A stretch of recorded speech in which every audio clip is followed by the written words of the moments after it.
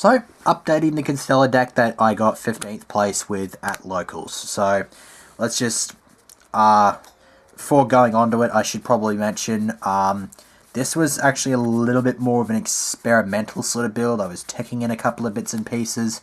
Some of the, it kind of worked and kind of didn't at the same time. I'm still sort of kind of debating whether or not I want to add a few more little bits and pieces for consistency. I'm not too sure what I would add to that though, because I'm not too sure on the whole what do you call it, upstart thing. I think upstart's a bit weird for this deck, and I don't really want to resort back to something like a star chart or anything like that, because it's just easy MST bait and it's just kind of stupid like that. So I don't know, we'll see what happens. After I've given Heroes a crack, I might feel like going back to this and see what happens. So this is today's build at the least. So we've got the triple cows, all in nice pro mat sleeves, which were actually kind of nice. They have a weird smell to them though, but aside from that, but yeah, triple cows is pretty standard. Gets the primary sort of shit going for your Pleiades. Bollocks, save valor to this, and I say go read a rule book. That's about it. Algidi, you valor this, I say shit. Yeah, Algidi, surprisingly enough, did not get valored at all. I didn't get max seed or anything like that. I don't know, it seems like people value Valor infinitely more than they do max C at my locals. I hardly see any max C's going off anywhere. I'm probably maybe one of only 3 or 4 people that actually play max C. So, it's a bit of an interesting sort of thing. Triple Sombre. Sombre is actually a really good thing to side out one of, because the thing I don't like is opening like at least 2 of these in an opening hand. It's terrible. Like with the Artifact Constellar build I've been working on, I've actually been maining 2 of these and just sticking with that, and it's actually been pretty decent, so I might try to reflect that in this. My only issue is, like, I don't really want to cut it down to, I don't really want to side it down to 1, that's the issue. Tried Sheraton at 1 today, didn't really work out. I hardly saw it. I got it off literally once in the whole tournament, which was fine, but I think if you're gonna run Sheraton, definitely run 2, because it's just there, you're more likely to see it. Bear, which wasn't quite as effective as I thought it would be. I'm thinking I might maybe drop this, see what happens. Thunder King, really effective. I quite like it. Honest, of course, is a thing.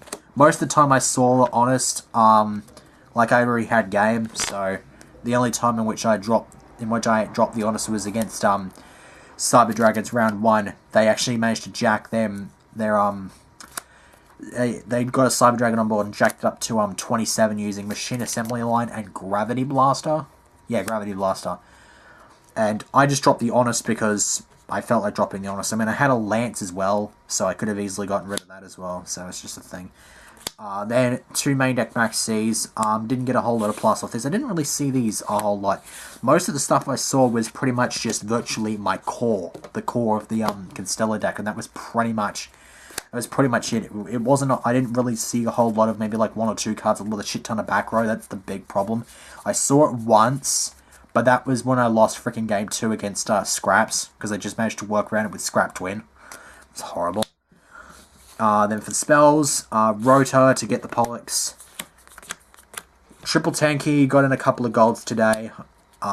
It sucks I didn't have the 3rd one on me, because I ended up sticking with the just the 2, just my playset of regular ones before I switched into the golds.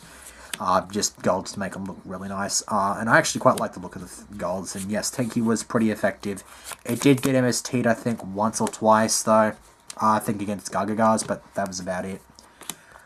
2 Lance, which was, like, it wasn't incredibly necessary, but it was there for the situations, because like I said, I had this, and I had Honest in hand, so I could have easily flipped this to get over the Cyber Dragon, but I decided to drop Honest, just for the hell of it, and I guess it would be a lot more effective to drop Honest, because if he had Honest, then he could have just easily dropped the Honest after the Lance had resolved. He'd just go into damage calc.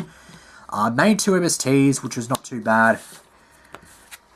Then Book Moon, Dark Hole, sort of standard stuff. Didn't run Soul Charge because I was a bit iffy about it. I wasn't really too big a fan of it.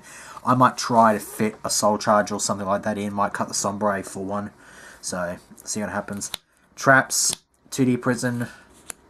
Like I said, you know, thing is, with most of these games, there was hardly any grind games. Most of my games were basically just me winning with an OTK. So, basically that was pretty much it. And against other games, which in particular the ones that I lost, I didn't see a whole lot of my back row.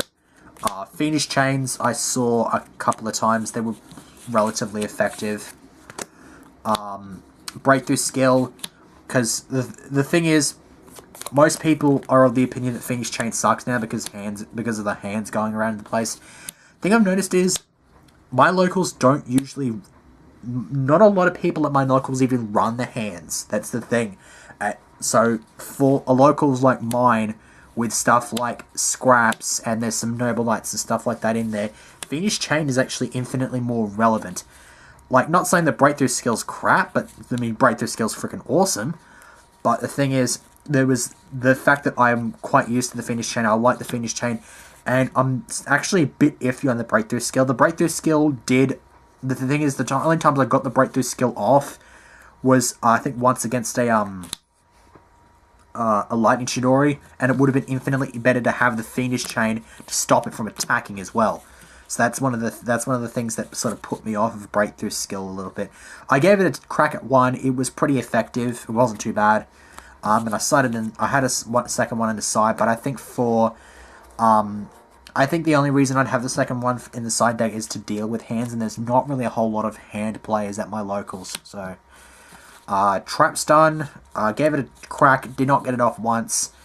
Although, to be perfectly fair, even if I had this replaced with a 7 tools or a wiretap or anything like that, like, theoretically speaking, if I went to a Pleiades, my opponent went bottomless, I chained the Trap Stun, you know, they can easily, you know, even if this was 7 tools, if they play 7 tools, I'm fucked, regardless of whether it was this or the 7 tools or a wiretap. If they have an answer to it, I'll be screwed either way.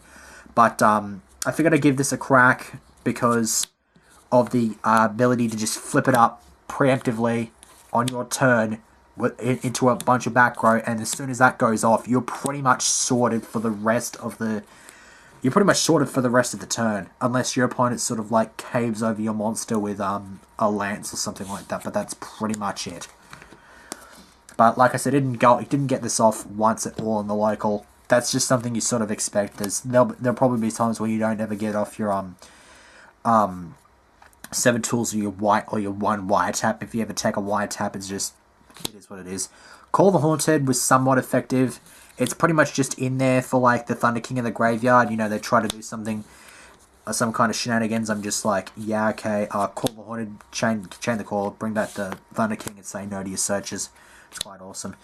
Then we have Compulse, Bottomless, Torrential, Mirror Force, and Solemn Warning to round out the trap lineup. I'm actually considering maybe cutting the Mirror Force and maybe fitting a Soul Charge in there with Sap to see what happens. But I'm not really going to do it now because I'm just going to focus entirely onto the heroes and stuff like that. So for this extra deck, once again, a few tweaks were made. Went down to 1 Omega, which I never actually made throughout the entirety of the locals, so it's making me think, you know, I think we might be fine with just the 1 Omega. Although theoretically there may have been times where it would have been a better option to go for Omega anyway. Praise Speed, I actually managed to drop this once, and it got spun by a Chidori, which made me sad. Dynamo, I got this off once. Heartland Draco, didn't see it. Sign on an Arc, I believe... Did I get this off? I don't think I actually did summon Sign on an Arc, actually. No, I didn't. Did not get this off once. Black Ship, I got this off, I believe... Yeah, I got this off once. Dweller, never saw it. Cowboy, only time I saw it was against Scraps in time, Game 3. Probably wasn't the best idea, to be perfectly fair. But he would have probably had an option to go for friggin' Scrap Dragon or something like that to get rid of any of my other Xyz. And I was a bit iffy about dropping Silent on Arc, because I may have been able to use it to just put some damage on board later on in time. So for rank 5s, 2 Pleiades, pretty standard. Tyrus, yes, it's all blingy and shit. Managed to get this in trade today as well, so it was quite nice. Managed to switch it out just before the event started, so that's all nice and blingy. Volcasaurus, got this off. Actually, no, I didn't. Did I get Volcasaurus off? I got Volcasaurus off once, yeah, against Gagagas. I managed to get that off, and I got Tyrus off as well against Gagagas as well. Shark Fortress, along with Pleiades, the most commonly seen rank 5 today. Obviously did a shit ton of OTKs and shit like that. M7 obviously for OTKs and shit. Basically if I didn't do OTKs I would summon this and then it gets screwed over because I got sucked up once off of Side on the Arc, got Dark Hold once or twice. It's just like I would really like to get this thing's effect off, but it's just not letting me. My opponents just don't let me, it's just so annoying. And then Gaia Dragon, which I saw a couple of times. Gaia Dragon's obviously part of the whole OTK sort of thing that you can do in this deck. And for the side deck, you have Dyna, just the one Dyna, never saw it. Diddy Crow, I opened up game 2 against Scraps with both of these and caused some minor disruption, but it didn't really affect the outcome, to be perfectly honest. One of the fuck-ups, though, was the fact that I misread Scrap Factory and didn't MST on the summon, which really pissed me off. Speaking of MST, side the third one. System down, never sided this in, didn't have any gear matchups. Zombie World, never sided this in because it didn't have any relevant matchups. Nobleman sided this in, I didn't see it, I might bump this up to 2, just so I can give it a crack. Blackhorn, I sided this in, I believe I saw it a grand total of once, and it got MST'd as soon as I said it, which was annoying. Second breakthrough skill, this is pretty much only really going to be there to deal with stuff like hands. If I know my opponent's rolling hands, then I'd probably side this in. But I didn't really go up against hands because they're kind of a rarity at my locals. I don't know why. Soul Drain, I saw this against Scraps just to make sure they didn't get any of their stupid little scrap plays off. My plan, game 2, was to use this in tandem with Mirror Force to prevent my opponent from getting Scrap Twin Dragon's effect off. The problem is Scrap Twin Dragon kept bouncing my Mirror Force, and then by the time I got, and then on the one turn that he didn't bounce the Mirror Force, he hit this with the MST, which was just like shit. It was horrible. Royal Prison, I decided this. I believe I had this in the side in the Constellar deck that won locals a while back. I didn't really see this anywhere near as often as I would have liked. I might maybe bump this up to 2 if I can get my hands on a second copy. But it's basically just there because I can't run Light Mirror in this deck because for obvious reasons. So this is basically my alternative to getting around artifacts. Then we've got 2 DNA Surgery for the very obvious matchups, which do appear frickin' just about everywhere at my locals. And double Imperial Iron Wall, because I basically learned my lesson from last week, and did not want any of my shit to get frickin' banished. Thankfully, I did not deal with any. I'd probably majorically put this up against maybe Dark World, just to make sure Dark Smog isn't a thing, because my Dark World players at locals, Dark World players at my locals really like running Dark Smog for some reason, so that's pretty much in there for that. And in case somebody decides to be all ballsy and shit and go frickin' defissure, which I don't think is ever going to happen until it goes back up to 2, which it honestly probably should, but yeah, that's a bit of a thing. So that's it. That's the Constellar deck list that I did somewhat well with. Obviously needs a bit of work done to it. So next time, next video, I don't know. I might actually be doing some more Soul Silver, so see what happens.